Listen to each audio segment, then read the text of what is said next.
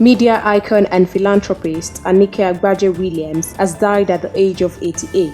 According to reports, Agbaje Williams died peacefully on Thursday in Ibadan, the Oyo State capital, where she had lived most of her life. Agbaje Williams was the first face on African television after she appeared on the Western Nigerian television station, now the Nigerian Television Authority (NTA), on the test transmission night and on the official opening night on October 31, 1959. She was also said to have been the first voice heard on Western Nigerian Broadcasting Service, Africa's first commercial radio station, earning the nickname Double First. In a statement on Thursday on behalf of the family, Banji Sokoya said her death is a moment of great sadness for the entire family, and her loss will be greatly felt by all those who knew her. Sokoya asked that the family be accorded privacy to mourn Agbaje Williams, adding that funeral arrangement to be announced later. The statement reads, "The family profoundly mourns the passing of a great icon and a much-loved mother, grandmother, and great-grandmother. The families will forever cherish the memories of her great love of broadcasting, her tremendous passion for life, and her love for God."